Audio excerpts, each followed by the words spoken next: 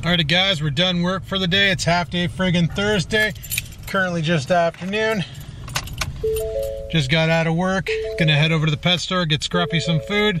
Then we gotta head home because we got a hill at the end of the driveway that's gotta go. Oh, sure is a beauty day out today, that's for sure. Alright, well, I think the pet store is open today. Go grab Oreo his noms. Might head over to Food Basics after, or Sobeys. I keep calling it Food Basics because of old school. And get something to eat. Alright, let's go. I've come to the conclusion that either everybody has a job like mine where they get half day friggin' Thursday, or nobody in this town actually works. Because man, there's a lot of people out shopping today. They had the cutest little black and white kitty cat in the friggin' pet store. Made me wonder, are all black and white kitty cats that vocal? Or is it just Scampers and the little shit that was in there? Cute little bastard. But I don't want a second kitty. Holy blurry McCamera guy. There we go. Anyway, I'm gonna have something to eat. My stomach is killing me. I need some food, damn it. I was thinking about doing a fast next week, but I don't know, man.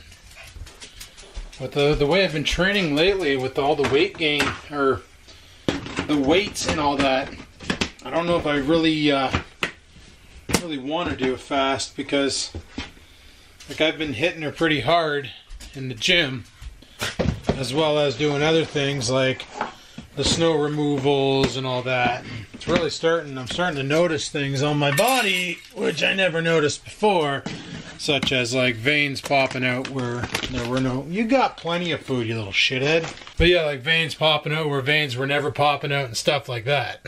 But I'm super hungry because the last thing I ate was yesterday. What did I have for dinner last night?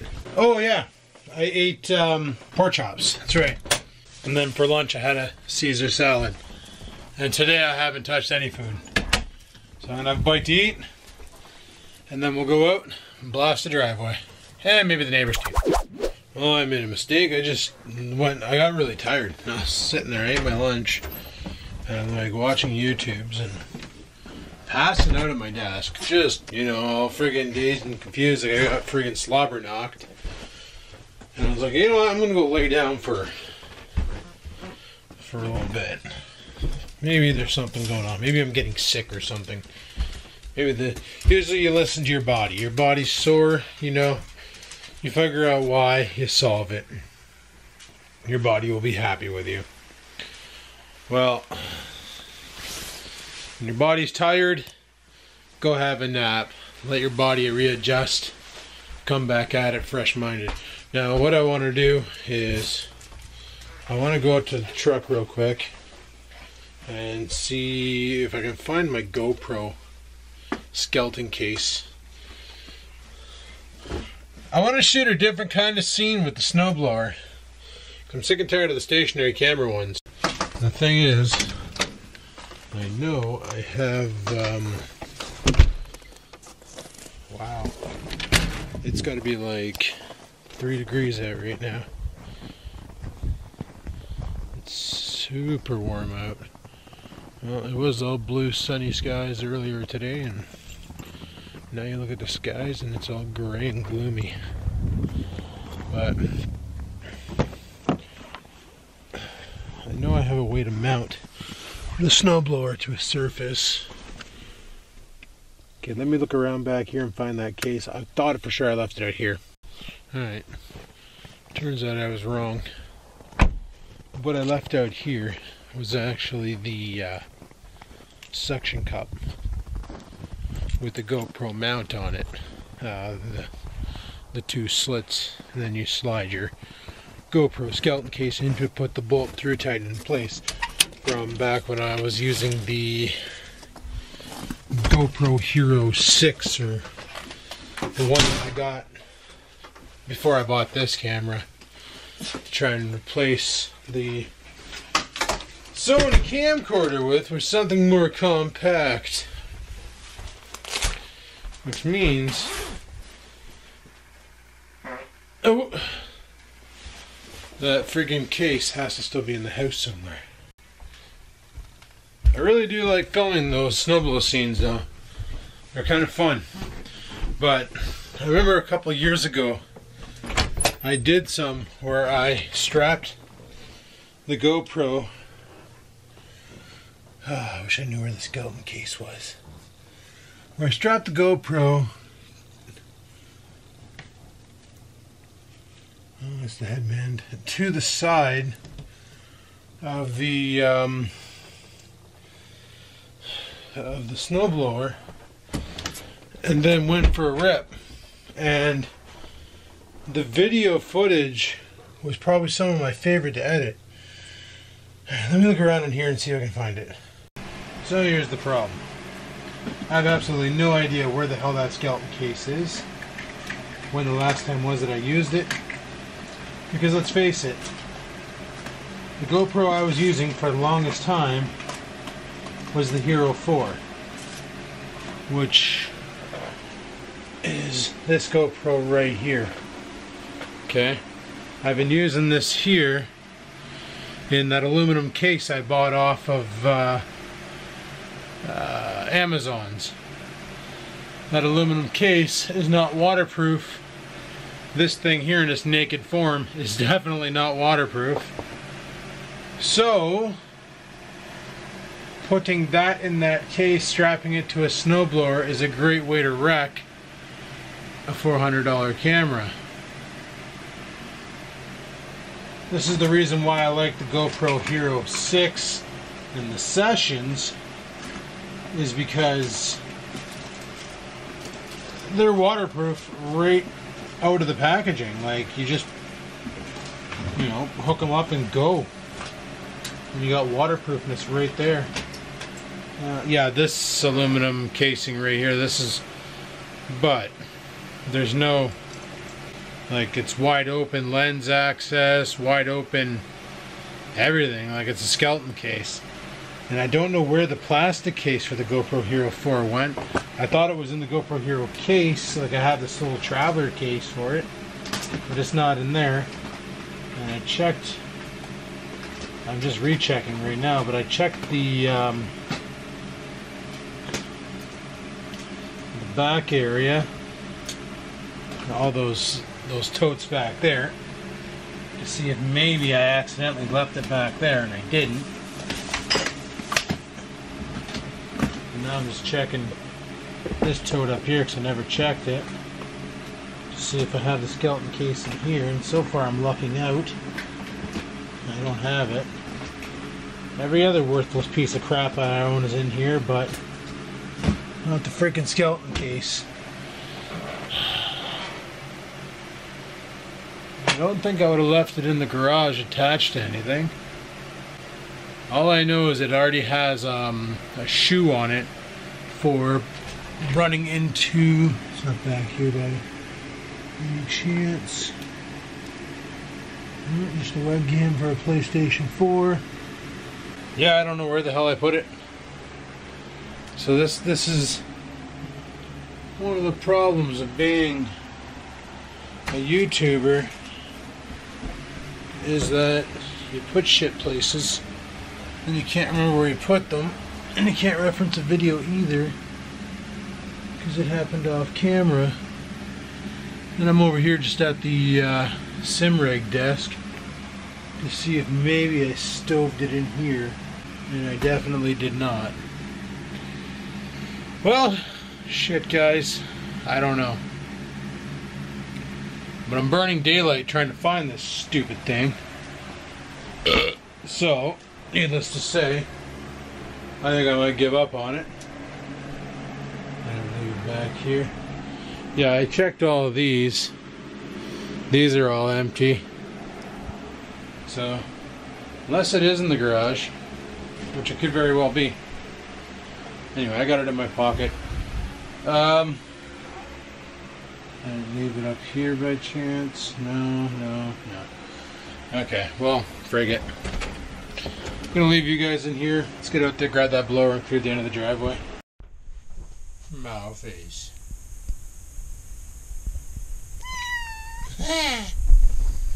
Sniff, sniff, sniff. Meow. But I do have to say, this little friggin'... Oh, there's stuff in the lens. But yeah, as I was saying, this little camera is pretty sweet. Like, You know, it's got a decent lens on it, does 1080p. Doesn't have a view screen, but then again, it is literally a 1 centimeter by 1 centimeter cube.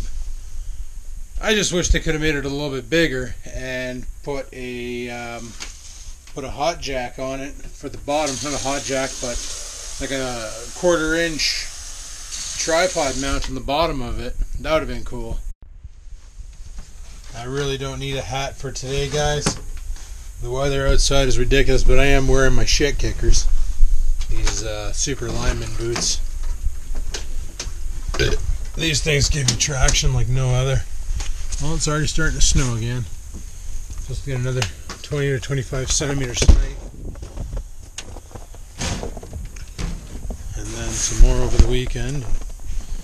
Oh, 3-day weekend, who gives a care?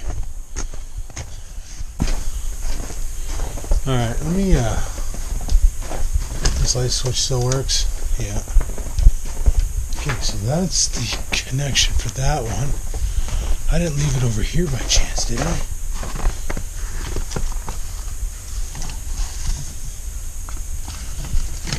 What's this? That's just a regular mount. I feel like it's in the truck. Like I feel like I used it in the truck and left it in there. That's just a regular mount for a camera.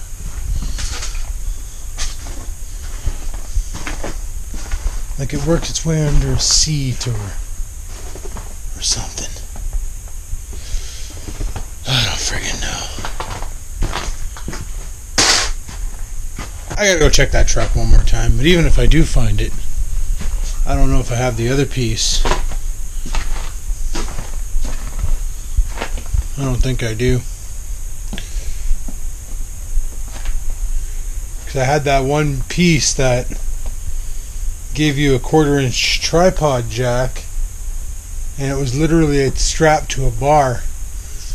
And my one idea for last year for a video was I was going to attach it to my car wash station up there, my little gun with the soap, and we're going to play virtual car wash games. It's just going to make some stupid videos like that, like, oh, virtual car washing simulator, and I was going to pretend it was like a episode of Doom. I didn't get that attached to the little weed whacker down there. Okay, so even if I do find the case, I'm still screwed. Alright, you know what, screw it. Let's get the snowblower started and let's clean the driveway. I'm messing around too much and we're losing daylight.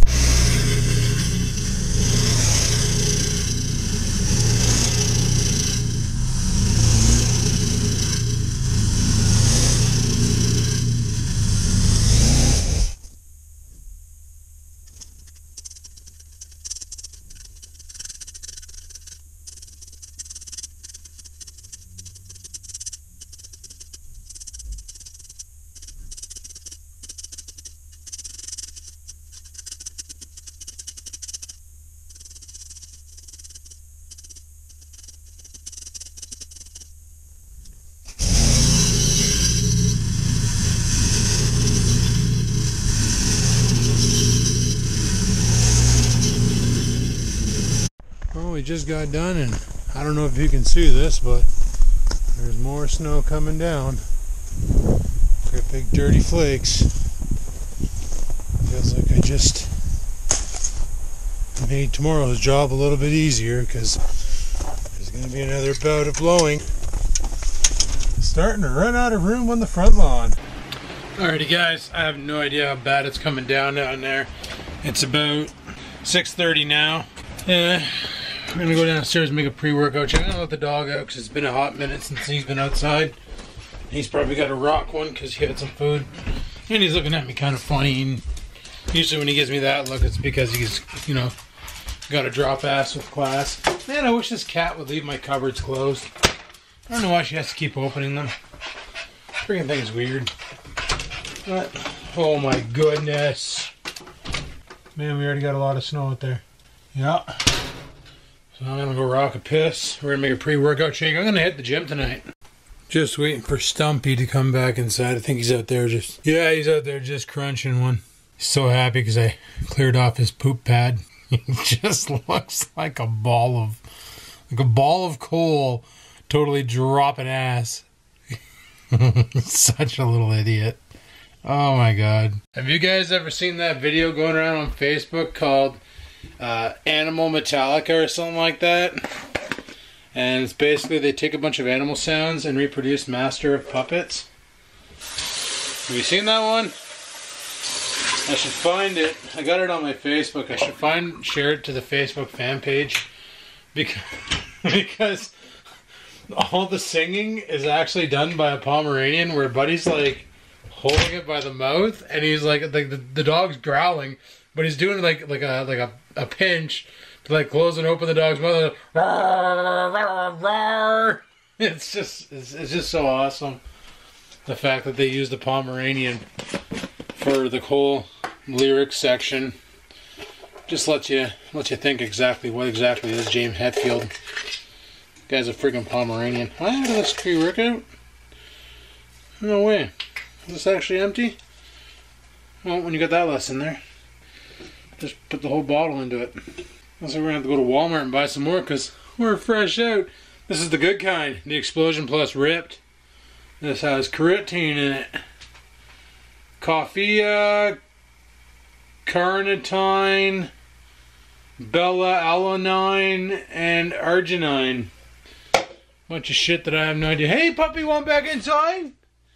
You want back inside? You want to come in the house? Well, at least the snow calmed down, but we're supposed to get hit tonight, and then tomorrow actually we're going to get hit around 1 till 5, so by the time I get off work I'm going to come home to a pretty good mess out there. A pretty good mess, so I'm going to go ahead and fill this thing up with some water. Yeah, that should be enough. Close it up, mix it up, drive it in my face, come downstairs and lift some freaking weights. Oh yeah! So not this weekend, but next weekend they got that wrestling event down at the school. Like you guys know, when I used to do my drives to work, on the way down, there's just down the road from me there's a high school. That's where the event's at. Same place last time I went to it. And I'll bring you guys along. I don't know how much I can film because they actually do film this shit and put it up on the internet. So, but I'll grab whatever I can. Alrighty guys, it's about, I have no idea what freaking time it is because my watch is on the wrist that I'm holding the camera with. There we go. It's about 8:30 at night. I put in a workout. Even though I went outside and shoveled the driveway, I was like, you know what? My chest isn't hurting, my back isn't hurting. We need to get some hurt going. Did I turn off the lights down here? I must have. Anyway, we got some lights on now. I'm going to let the dog out and see what the situational awareness is outside. As far as the polar vortexing, and it doesn't really look any different than prior, so we're probably okie dokie. It looks same shit, different pile, you know what I'm saying? Same shit, different pile. It is what it is. Anyway, people. Tomorrow's Friday, and the weekend is here. Saturday night, I'm going to be going to a friend's house. Going to play some games. I don't know if we're playing video games, or if we're playing card games, or what we're doing. But we're hanging out. She's cooking dinner for me and my buddy, which is kind of awesome, because now I don't have to buy dinner. And then Sunday, I'm going to the parents' house for dinner. So that's 2 nights in a row that I don't have to cook meals, so that is awesome. Don't even need to shovel to dig it, boys. Monday is a day off, which is good because Snow-a-geddon's supposed to strike again Sunday night. So Monday we can just spend it moving more snow to where, I don't know, we'll figure that out. I just hope tomorrow's not a bad day. But like I say, they're calling for a lot of snow, so chances are school buses will be closed.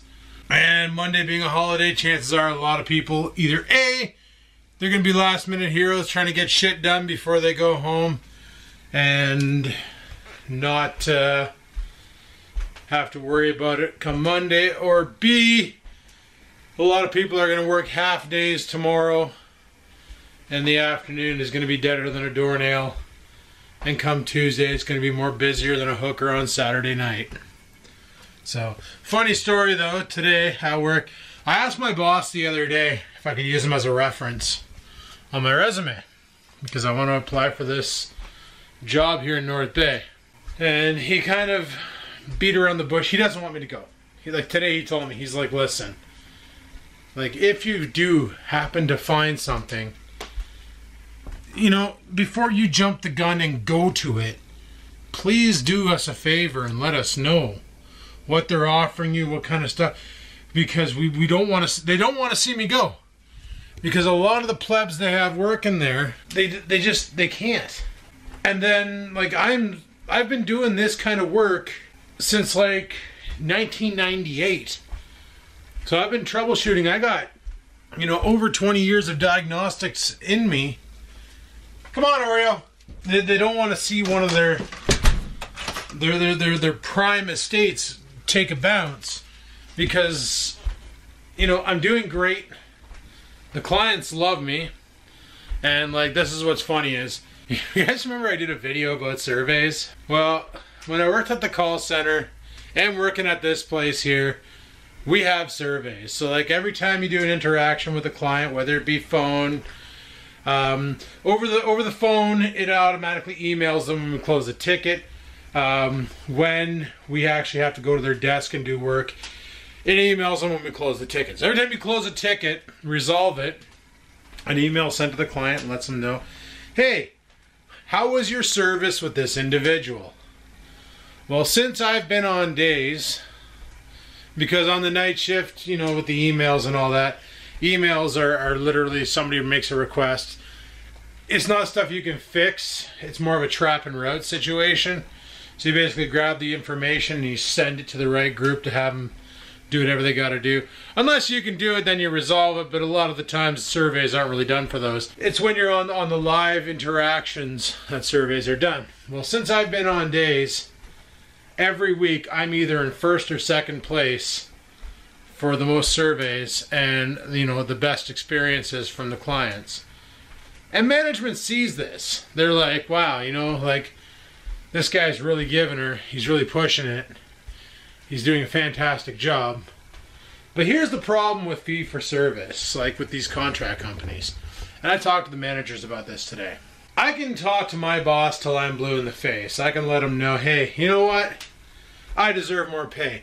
The problem is they pay the contract company or the fee for service company or the temp agency a set amount. Let's say they pay them $30 an hour for me to work. The temp agency turns around and sets my wages. Now, they're not paying them $30 an hour. They're paying them a lot more. But the temp agency turns around and pays my wages. So let's say they're paying the temp agency $30 an hour and the temp agency decides I'm only worth $15 an hour. That means the temp agency makes $15 an hour for me for every hour I work, and I make $15 an hour for every hour I work. This is why I say I got in the wrong business. I should have become a temp agent. You know what I mean? Make money off of other people's hard work, and I just sit back on a desk and play with myself and pull my horn until I'm rich. We got talking about that today, and it's like, the boss was like, you know, we'd really hate to see you go. And I said, well then, keep me at my current rate. And he's like, well, we can't do that. And then Big Boss, I didn't realize he was around the corner, and he overheard it, and he came over and he jumped in and got involved. He's like, what's going on? And I said, oh, I'm asking him to be my reference on my resume. And he goes, what, you think about leaving us? I said, well, you know, you're knocking like $7 an hour off my rate. And there's another posting in North Bay for pretty much a similar job that, you know, pays $6 more an hour than what you guys are going to give me. On top of that, another extra 5 hours. It's 40 hours a week. So why wouldn't I consider moving? You know, I got to think about the one primary person in my life that matters. And he's like, well, who's that? And I said, come on, give your head a shake. It's me, buddy. I'm the only one that matters in my life. I got to think about my survivability, not whether or not this company is going to live to troubleshoot tomorrow. I got to think about if I'm going to live tomorrow. And he's like, well, what would make you stay? And I said, if you locked my pay. And he's like, well, we can't really do that because we don't set the wages. The wages are set by the fee-for-service agency. I said, well, maybe you need to talk to them. And here's the thing. I haven't been keeping up on who's leaving and who's staying. And there's a bunch of people who actually put in their resignation for April 1st. At the end of March, they're leaving. And that's what my boss was saying. He's like, you know, there's a lot of people leaving come April 1st. He's like, you only signed a 3-month contract because I mentioned this before. At the end of June, there's going to be a bunch of fee-for-service companies bidding for the rights to us, basically. And part of that is our wages. And then the company will decide who the better group is and go with them.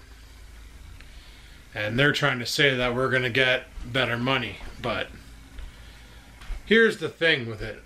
In the end, people want the most amount of work for the least amount of pay.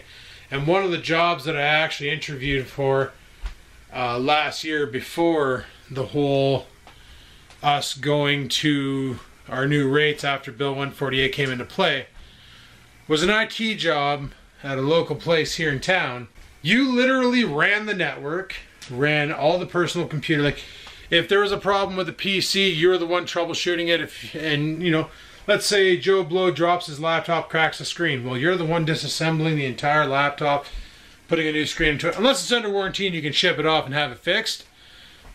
Otherwise, if it wasn't under warranty, you're the one doing the repair. Unless you could qualify the repair being more expensive than a replacement. Like, let's say the laptop was a Lenovo from, like, you know, 1998. There's no way we're going to throw a new monitor into that or a new panel. We're just going to pitch it and, you know, go from there. Well, on top of that, you're on call. And you're also basically running all the servers, running the network, taking care of all the Active Directory, taking care of the Exchange server, which I think now they've actually migrated to Office 365, which is nice, because that's all handled off-site by Microsoft. You just call them and say, fix your shit, and they do. But you do the math, and my buddy actually, my buddy was the IT guy there, and he left for this exact reason. He said he was putting in about 70 hours a week, and when he did the math, he was making $16 an hour. Because it's salary based. Like, they give you, he said they gave him about $900 a week, but you know, he would be sitting there at home sleeping. 3 o'clock in the morning, his pager go off. He'd have to go into work because something failed, and then he would go into work and fix it. And then 5 o'clock in the morning, his pager goes off because something failed, so he'd go into work and fix it. And then he would go into work for 9 a.m. just dead tired because he was up all night fixing shit that kept breaking, and it just drove him nuts. You know, there's also the opportunity that you may have to travel because they have some off-site things that you need to service too. So when this here all came down and they explained to me exactly what it all entailed and how much I was getting, I was like, yeah, no. Because like they're like, oh, it averages about 25 an hour, and I'm like, oh, that's not too bad. But they're like, well, it's salary, so you know, that's if you work 40 hours a week, and you know, that's only if everything goes well, because you're scheduled to be in the office from 9 to 5. But you could have to come in after hours and fix things if things break. Like, you'll get alarms on your company given BlackBerry, and then you have to respond within this much time because we have service level agreements to maintain. And I'm like, well, yeah, I know how the ITIL environment works and stuff, but holy, it is what it is. And I know a lot of you are probably thinking, well, Adam, why are you trying to stay in North Bay? Like, what's the big deal? Well, guys, like, I'm already established here, right? I own a house. I've lived here forever. I got parents here. Got a brother here. I got my niece here. I got everything here that in order to pick up and move, it's one thing if you're renting an apartment, you know, it's easy to say, well, you know what, screw it, I'm going to pack up and leave. But first off, I got a lot of shit, and I'm still planning on selling the Trans Am this summer regardless of what happens at work, of getting a new job or whatever. Like, I figure, you know what, I'm just going to get rid of it. Still gonna, I gotta repair a black bike, but I'm gonna sell both the mini bikes. Sell that old romper tractor in the backyard for whatever I can get for it. Sell that motorcycle stand out there. Sell pretty much a lot of my shit. Just liquidate as much as possible to lower the amount of crap I have. So that if I do decide to pack up and move, it's less stuff that I have to bring. That's the big battle plan. But I would like to be able to survive here. But honestly, let's get real. I don't really have the skills to fix up the Trans Am. And I really love driving my truck. So, you know, sell the Trans Am to somebody who's actually gonna, you know, enjoy it. Maybe some young kid will pick it up and, you know, it'll be like me when I was 22 and I bought it. Loved the tits off of it and drove the friggin' snot right out of the damn thing and just had a great old time. And like I said, I got a lot of memories in that car. And a lot of good memories, which is why it's hard for me to want to sell it. But at the same time, if that car can generate more memories for some other kid, then hey man, that's mint. That's right there, that's mint. And later on down the road, you never know what I'll come across. Maybe life will get better, money will come in, I can afford something nice, and then I can get another summer sports car. Or maybe I'll just drive my truck and be a super hick, I don't know, whatever, right? It is what it is. But, yeah. It's one of those where I don't know where life is going. I have no idea. Right now there's too many variables in the air. If work can't give me the hours that I need to survive, then I gotta take matters into my own hands. Like I said, I'm applying for that other job. We'll see how that plays out. I should be able to dominate that though, because like...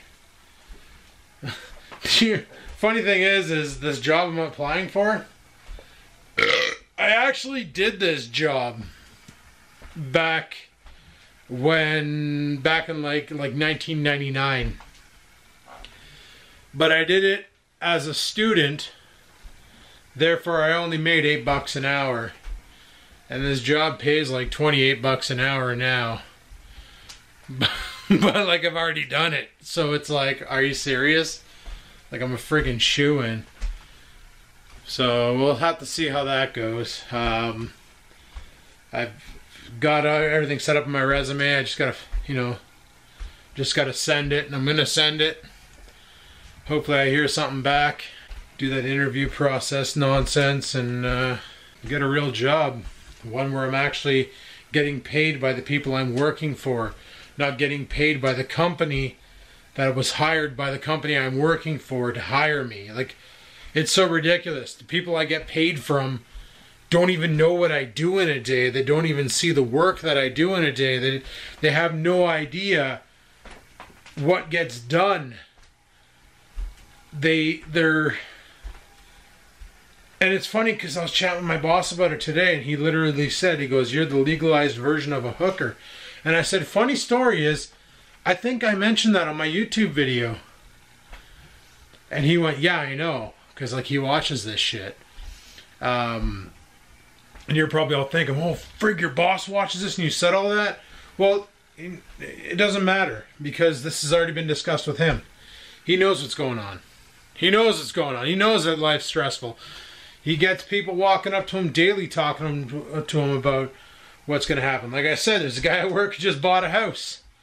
And now he's about to lose $180 a week off his paycheck. Guys, that's like $800 a month. That's a lot of money. That's a good mortgage payment on a $150,000 house. So that's what I'm saying. It's like, he knows this. It's not a big deal. But he basically said it, and it's true. It's like, if you think about it, the temp agency's the pimp. We're the hookers. And the customer is the company I work for. So, it's like the customer pays the pimp a lot of money. The hooker, me, sees a little bit of that money.